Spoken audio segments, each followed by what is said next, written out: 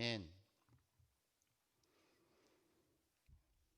우리가 어린아이들 키우던 자녀들 아주 어렸을 때 그 아이들을 잃어버린 경험이 있으신 분이 많으실 것입니다. 어린애들은 이렇게 나가면 길을 잘 못 찾는 경우들이 있습니다.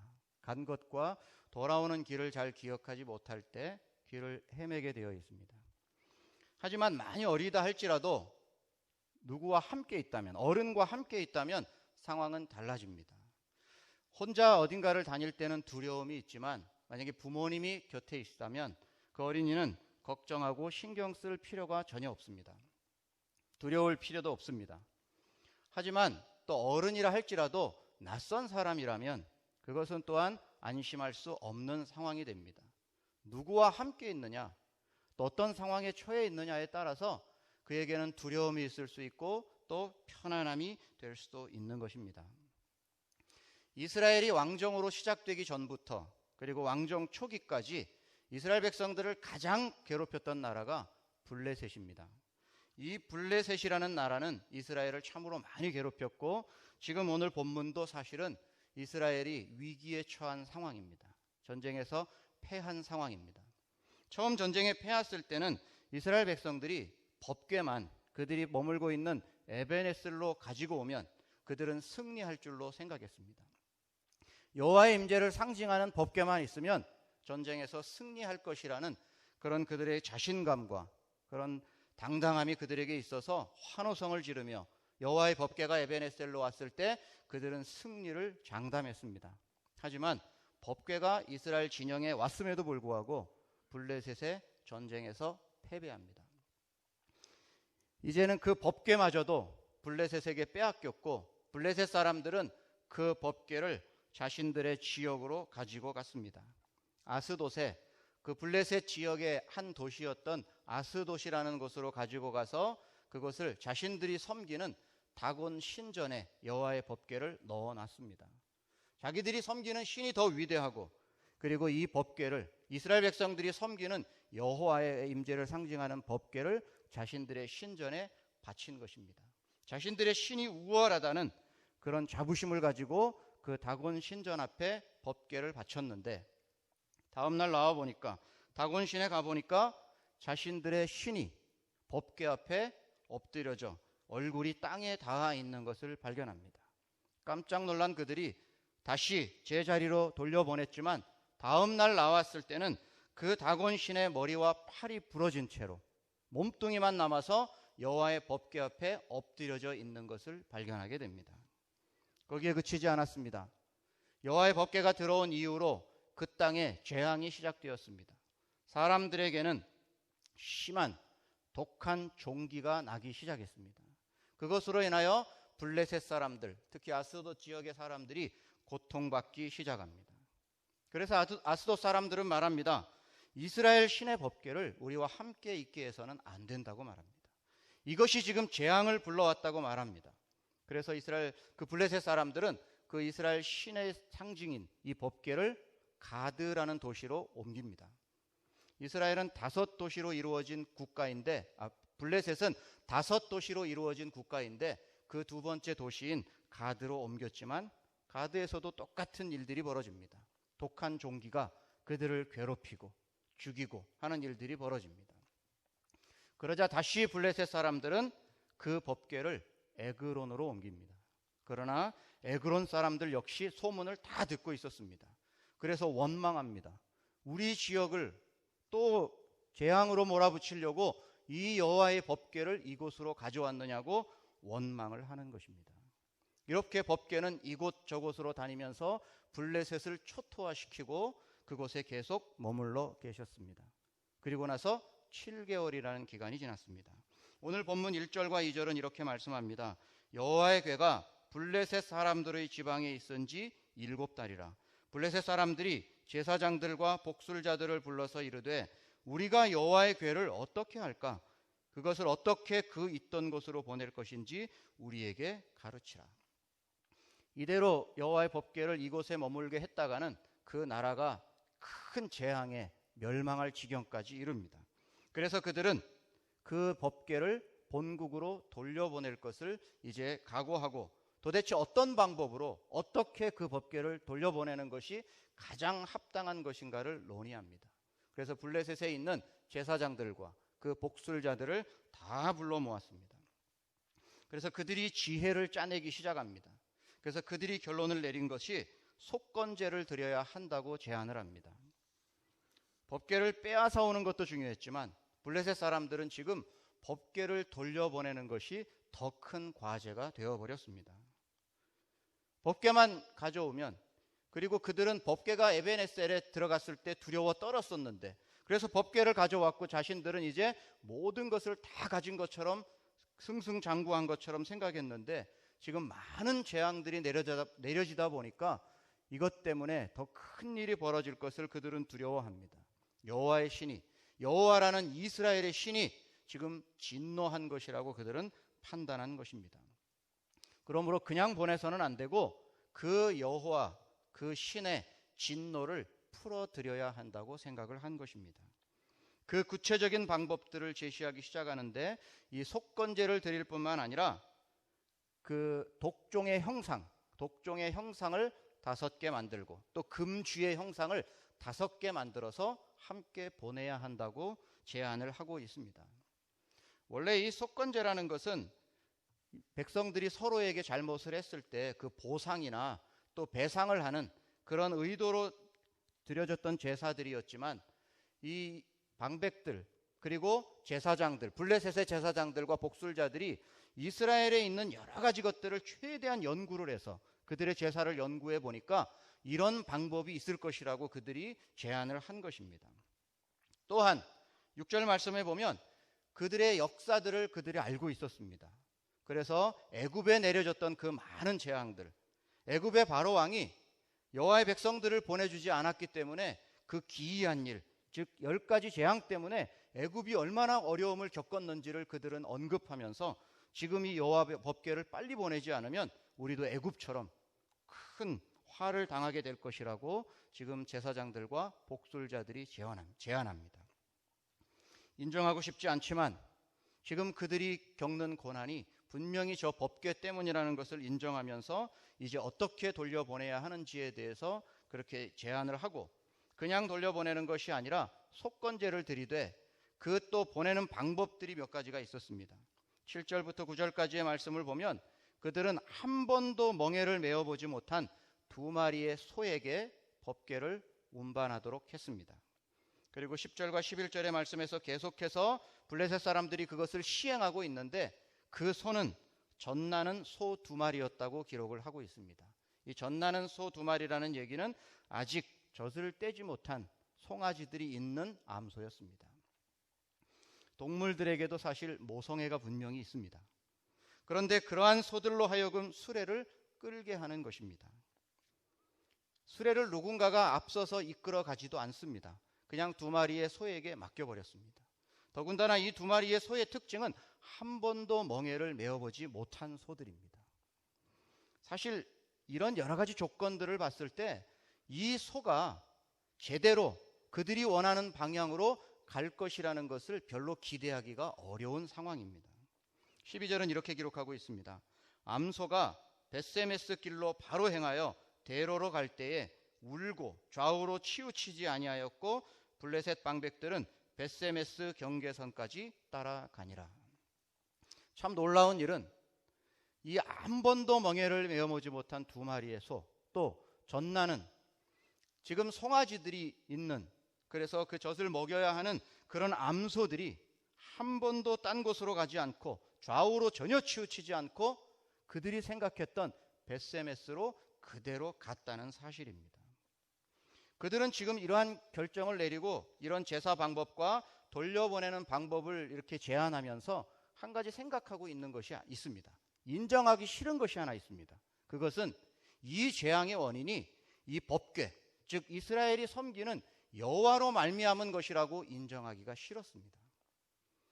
자신들의 신보다 이스라엘의 신이 더 강하다는 것을 인정하기가 싫었습니다. 그래서 그들은 판단한 것입니다. 이 소 2마리가 이 아스돗에서 에글론에서 출발해서 벳세메스라는 이스라엘 지역으로 곧바로 가면 여호와가 정말 우리에게 재앙을 내린 것이고, 반대로 그 소들이 그쪽으로 가지 않는다면 이것은 우연이다, 여호와께서 그렇게 한 것이 결코 아니다. 두 가지를 한번 시험해 보자는 것입니다. 그럼 우리 여기서 생각해 볼 문제가 있습니다. 과연 이 소들이, 이 소 두 마리가 좌우로 치우치지 않고 벳세메스로 곧바로 갈 확률이 얼마나 되겠습니까? 우리는 생각했을 때 갈 확률, 또 가지 않을 확률, 그러니까 2분의 1이 아닐까? 이렇게 생각할 수 있습니다. 그러나 그건 전혀 그렇지 않습니다. 물론 동전의 앞면과 뒷면이 있을 때 앞면이 나올 확률은 2분의 1이고, 주사위는 1에서 6까지 있으니까 1이 나올 확률은 6분의 1입니다. 하지만 이 소들이 벳세메스로 향하여 계속해서 딴 길로 가지 않고 곧바로 갈 확률은 동일한 조건이 아니기 때문에 결코 2분의 1이라고 말할 수가 없습니다. 이 에글론에서 벳세메스까지의 길이는 약 13에서 14km 정도가 됩니다. 게다가 이 방향이 얼마나 많겠습니까? 더군다나 에글론은 평야 지역입니다. 그리고 벳세메스는 좀 높은 고원지대입니다. 계속해서 오르막길을 가야만 하는 것입니다. 지금 자신들의 송아지가 뒤에 있고, 그들은 한 번도 이 멍에를 메어본 적이 없습니다. 수레를 끌어본 적이 없습니다. 아무도 그 소들을 인도하지도 않습니다. 그들이 갈 수 있는 방향은 사방에 너무나도 많습니다. 13km, 14km를 한 방향으로 벳세메스로 갈 확률은 사실은 무한대분의 1입니다. 사실 이 블레셋 사람들이 제시한 이 방법은 여호와가 이 문제 재앙의 원인이 아니다라는 결론을 내리고 싶은 것입니다. 그래서 그들은 그 소들이 어디로 가는지 끝까지 따라가고 있습니다. 추적하고 있습니다. 그런데 에그론이라는 곳에서 계속 따라갔는데 13, 14km 되는 그 벳세메스까지 그들이 딴 길로 가지 않고 끝까지 오르막길을 계속 올라서 낑낑거리면서 그곳으로 계속 가고 있는 것입니다. 따라가면서도 도저히 이해가 되지 않습니다. 쟤들이 왜 저 길로 계속 가지? 아마 그런 생각들을 계속하면서 따라갔을 것입니다. 더군다나 그 상황에서 이 소들의 입장을 우리가 생각해 보면 그 모성애가 있고, 그리고 한 번도 그것들을 메어보지 않은 입장에서 또 두 마리가 같이 가니까 그들이 진짜 발을 맞춰서 그렇게 갈 수 있는 확률은 더더군다나 없습니다. 이것은 정말 불가능합니다. 그런데 그렇게 갈 수밖에 없는데, 더군다나 본문에 보면 소들이 울면서 가고 있습니다. 왜 그렇게 울면서 그 벳세메스를 향해서 그들이 낑낑거리며 오르막길을 향해서 나아가고 있겠습니까? 이것은 그들은 알 수 없는, 소들은 전혀 이해할 수 없는 강권적인 역사가 그들에게 있었기 때문입니다. 도저히 확률적으로 불가능한 그 상황이지만 하나님의 강권적인 역사가, 그 법궤에 임하신 하나님의 강권적인 역사가 그 소들을 움직이고 있었기 때문에, 더군다나 블레셋 사람들이 지켜보는 그 상황 가운데서 하나님께서 그 모든 것들을 주관하셨기 때문에 그 불가능한 상황에서 그 소 두 마리는 울면서 끙끙거리면서 자신들은 그곳으로 가고 싶지 않은데 계속해서 벳세메스를 향해서, 이스라엘로 향해서 그렇게 가고 있었던 것입니다. 블레셋 사람들의 의도는 이 모든 것의 원인이 여호와가 아니다라는 것을 증명해 보고 싶었고, 그것이 재앙이 여호와로 인함이라는 것을 아니다라는 것을 사람들로부터 그렇게 얻어내고 싶었지만 결과는 전혀 다르게 나타나고 말았습니다. 오히려 더 이 모든 것의 원인이 이스라엘의 신 여호와라는 것을 인정할 수밖에 없는 그런 상황에 이르고 만 것입니다. 정말 모든 것이 하나님, 이스라엘의 신 여호와로 말미암았구나라는 것들을 다시 한번 인정할 수밖에 없는 것입니다. 하나님께서는 누군가에 의해서 그렇게 움직여지는 분이 아니시라는 것을 이 법궤 사건을 통해서 보여주고 계시는 것입니다. 그분은 그 뜻대로 자신 스스로 움직이시는 분이십니다. 다른 사람들에 의해서 이리저리 움직이시는 분이 결코 아니시라는 말씀입니다. 이스라엘 백성들은 법궤만 있으면, 자신들이 그냥 어떤 상황에서도 법궤만 있으면 전쟁에서 승리할 줄 알고 법궤를 에벤에셀로 옮겼지만, 그러나 그들은 전쟁에서 승리하지 못했습니다. 블레셋 사람들은 법궤만 뺏어가면 이제부터 이스라엘 백성들은 아무것도 아니라고 생각하고 그 법궤 역시 다곤 신전에 바쳤지만 오히려 블레셋은 그 법궤로 말미암아 재앙이 임했습니다. 법궤가 떠난 이스라엘 백성들에게도, 법궤를 빼앗아간 블레셋 사람들에게도 이 법궤는 더 재앙만 불러올 뿐이었습니다. 자신들이 원하는 대로 아무것도 되지 않았습니다. 그 모든 것들을 하나님께서는 깨닫도록 하기 위해서 이렇게 이스라엘 백성들을 떠나서 블레셋의 여러 도시들을 거쳐서 다시 이스라엘로 사실은 스스로 움직이신 것입니다. 드디어 법궤는 이스라엘 땅으로 돌아왔습니다.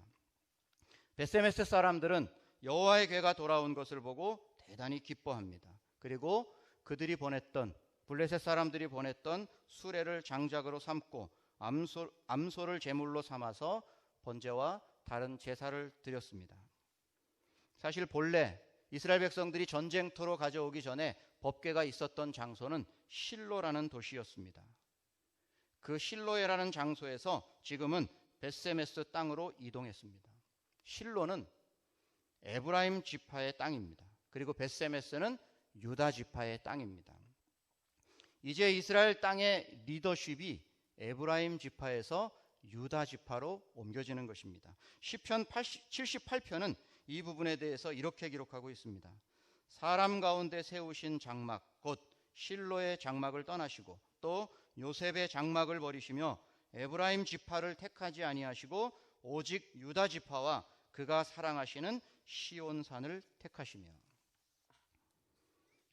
이 법궤가 실로에 머무른 기간 동안 에브라임 지파가 얼마나 교만하게 행동했는지 모릅니다.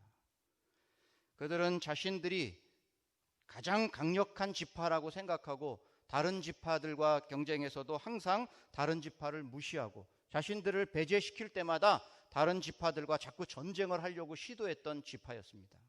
하나님은 이제는 그 주도권을 에브라임 지파에서 유다 지파로까지 옮기시는 것들을 발견합니다. 이스라엘, 블레셋, 또 여러 가지 상황 가운데서도 하나님은 스스로 움직이시며 교훈하시며 깨닫게 하시면서 여러 가지 상황들에서 정말로 지혜롭게 판단해야 되는 것이 무엇인지를 깨닫도록 하시는 것입니다. 우리의 삶도 한번 돌이켜 봐야만 합니다. 과연 우리의 삶에서 중요한 것은 우리가 우리의 뜻대로, 우리의 의지대로, 우리의 판단대로 살아가는 것이 아니라 얼마나 성령에 이끌려서 살아가고 있는지를 생각해야만 합니다. 이 성경의 말씀대로 대하면서 그것을 우리가 접하면서 우리 스스로를 자꾸 점검해 보아야만 합니다. 우리는 과연 얼마나 성령에 이끌려서 살아가고 있는지, 우리의 의지대로 내가 생각하는 것이 최고인지를 판단하고 내가 그동안 경험했던 것이 최고인 줄 생각하고 그렇게 판단해서 내가 원하는 대로 하나님이 움직여 주기를 원해서는 안 되는 것입니다.